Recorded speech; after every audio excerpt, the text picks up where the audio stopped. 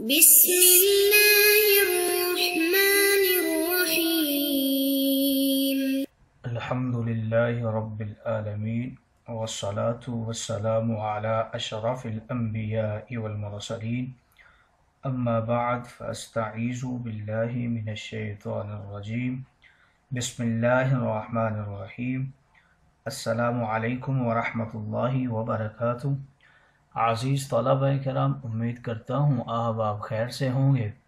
انشاءاللہ آج ہم تفسیر جلالین کے درس نمبر 422 میں سپارہ نمبر 10 سے سورہ توبہ کی منتخب کردہ آیات 45 اور 46 کو پڑھنے کی سعادت حاصل کریں گے، جن میں کلام باری تعالی و کلام مفسر کا ترجمہ ہوگا، ربط و تعلق آیات کو ذکر کیا جائے گا، کلام مفسر کی تشریح و توضیح کرنے کی سعادت حاصل کریں گے، اور ساتھ ساتھ درس پر ہونے والے اعتراضات کا جواب دینے کی کوشش کریں گے۔ تو آئیے طلبہ کرام بلا تاخیر بڑھتے ہیں اپنے آج کے درس کی طرف۔ بسم اللہ الرحمن الرحیم۔ رب تعالی نے ارشاد فرمایا، انما یستأذنک الذین لا یؤمنون باللہ والیوم الآخر وارتابت قلوبهم فهم فی ریبہم یترددون۔ آئیے طلبہ کرام سب سے پہلے ان آیات مقدسہ کا ماقبل آیات کے ساتھ ربط اور تعلق جان لیتے ہیں۔ علماء و مفسرین کرام فرماتے ہیں کہ ان آیات مقدسہ کا پہلا تعلق ماقبل آیات کے ساتھ کچھ یوں ہے کہ پچھلی آیات کریمہ میں مخلص مومنین کی پہچان بتائی گئی تھی، جہاد سے رکنے کے لیے بہانہ بنا کر اجازت نہ مانگنا یا جہاد کرنے کے لیے اجازت نہ مانگنا بلکہ بلا تأمل اس میں شریک ہو جانا۔ اب منافقین کی علامتیں بتائی جا رہی ہیں، یعنی ہیلے بہانے بنا کر جہاد سے رک جانا تاکہ مسلمان پچھلی علامات اختیار کریں اور ان علامات سے بچیں۔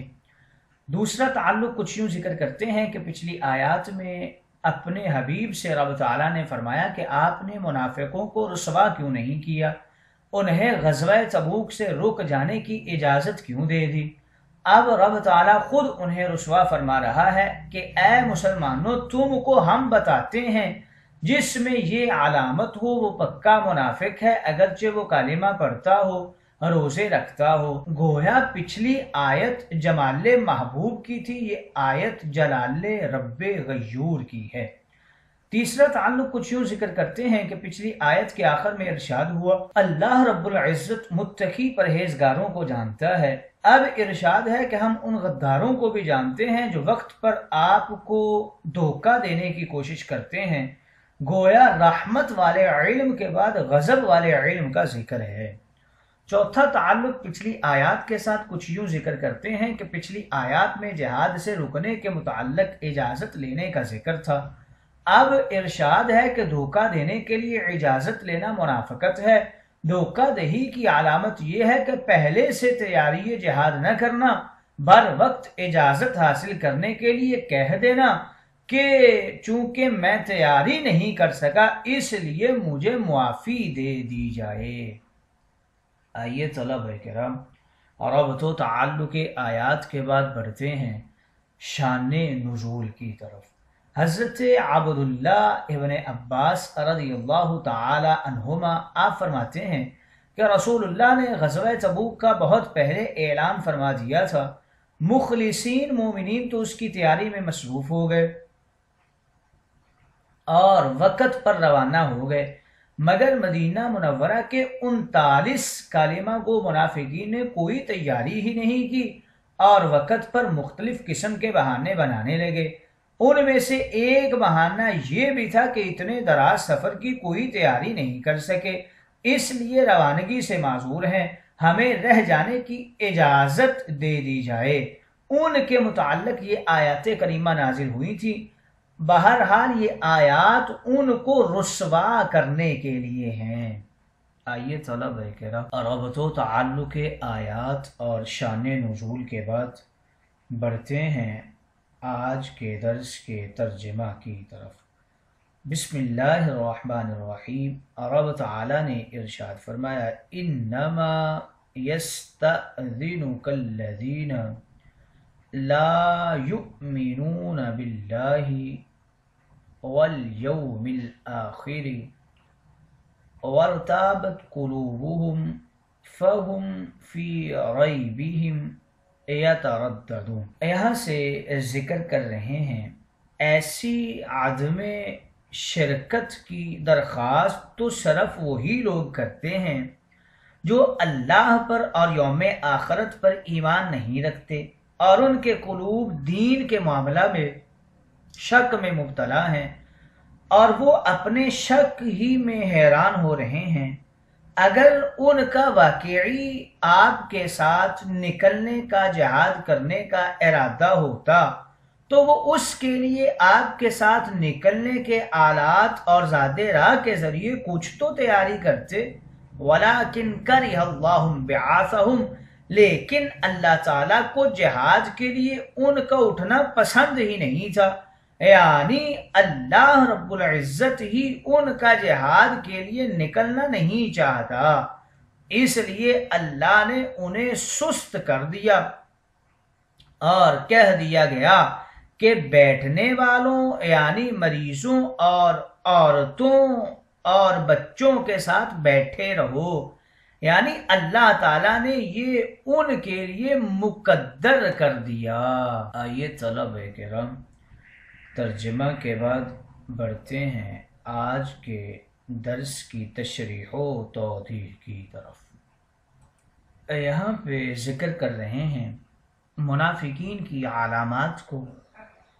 اے محبوب صلی اللہ علیہ وسلم، غزوہ تبوک میں یا اس جیسے اور نازک غزوات میں بھی جہاد سے رہ جانے کی آپ سے اجازت وہی لوگ مانگتے ہیں جو حقیقتاً نہ تو رب تعالیٰ پہ ایمان رکھتے ہیں نہ قیامت پر، صرف ظاہری طور پر وہ کلمہ پڑھتے ہیں اور ان کے دلوں میں شک ہے کہ نامعلوم اسلام سچا دین ہے یا نہیں ہے، اور یہ بھی نہیں معلوم کہ اس جہاد پر انہیں کچھ ثواب ملے گا یا نہیں ملے گا، اور جو خبریں نبی کریم صلی اللہ علیہ وسلم نے دی ہیں وہ پوری بھی ہوں گی یا نہیں ہوں گی۔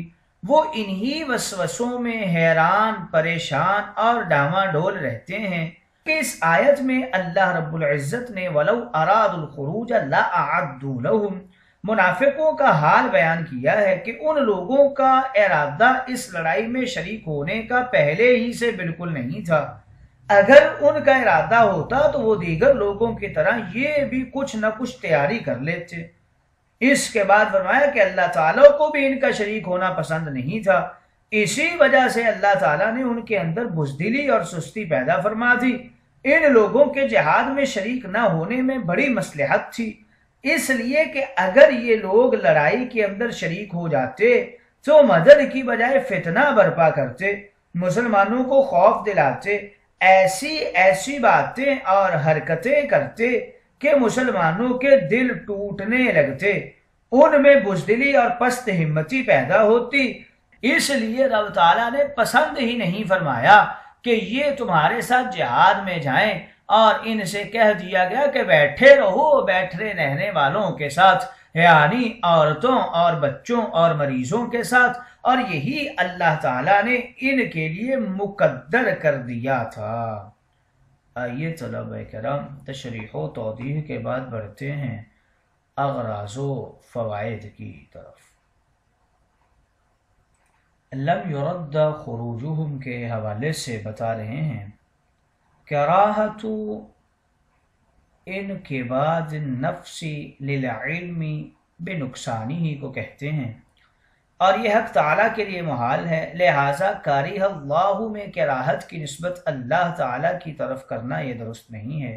یہ ایک اعتراض ہوا ہے، اس کا جواب مفسر علام نے کارہہ کی تفسیر لم يرد خروجہم سے کر کے اسی سوال کا جواب دیا ہے کہ یہاں کراہت کے لازم معنی مراد ہیں، اس لیے کہ جو شے مکروہ اور ناپسند ہوتی ہے اس کا ارادہ نہیں کیا جاتا۔ فثبتہم کے حوالے سے بتا رہے ہیں کہ یہ باب تفعیل سے ہے، اور اس کا معنی ہوتا ہے باز رکھنا، روک کے رکھنا۔ تثبیت کے معنی روکنے کے ہیں، اور اللہ کے لیے یہ کسی طرح مناسب نہیں کہ بندوں کو فرائض سے باز رکھے، لہٰذا مجازاً منع کی نسبت کسل کی جانب کر دی ہے کہ تقدیر خداوندی کے مطابق ان کے کسل نے ان کو باز رکھا۔ ای قدر اللہ ذالک، یہاں پر ایک سوال ہوتا ہے۔ اللہ رب العزت نے فرمایا اقعدوا مع القاعدین، اس میں قعود عن الجہاد کا حکم دیا گیا، اور معمور محمود ہوتا ہے نہ کہ مذموم۔ اس کا جواب یہ دے رہے ہیں کہ مراد یہاں پر تقدیر ازلی ہے۔ اسی جواب کی طرف اشارہ کرنے کے لیے مفسر کریم نے قدر اللہ تعالی ذالکہ کا اضافہ فرمایا ہے، اور بعض حضرات نے ایک اور بھی جواب دیا ہے کہ یہ امر تحدیدی ہے، اعملوا ما شئتم کے قبیلہ سے، اور اس پر قرینہ مع القاعدین ہے۔ آئیے طلبہ کرام اغراض و فوائد کے بعد بڑھتے ہیں آج کے درس پر ہونے والے اعتراضات کی طرف۔ پہلا اعتراض آج کے درس کے اوپر یہ ہوتا ہے، اس آیہ کریمہ سے معلوم ہوا کہ منافقین کو اپنے کفر کا بھی یقین نہیں تھا، جیسے کہ انہیں اسلام کی حقانیت کا یقین نہیں تھا، ویسے ہی کفر کی حقانیت میں بھی وہ تردد کا شکار تھے، جیسے فرمایا فَهُمْ فِي رَيْبِهِمْ يَتَرَدَّدُونَ۔ پھر انہیں کافر کیوں کہا؟